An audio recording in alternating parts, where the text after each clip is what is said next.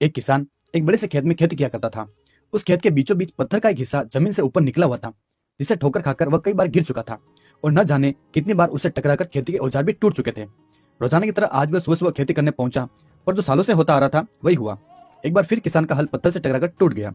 किसान बिल्कुल क्रोधित हो उठा और उसके मन ही मन सोचा कि आज जो भी हो जाए, इस चट्टान को जमीन से निकालकर इस खेत के बाहर फेंक देगा। वो तुरंत भागा और गांव से 4-5 लोगों को बुला लाया और सभी को लेकर वह उस पत्थर के पास पहुंचा। मित्रों, किसान बोला, ये देखो, जमीन से निकले चट्टान के इस हिस्से ने मेरा बहुत नुकसान किया है और आज हम सभी को मिलकर इसे जड़ से निकालना है और खेत के बाहर फेंक देना है। और ऐसा कहते ही वो फावड़े से पत्थर के किनारे पर वार करने लगा।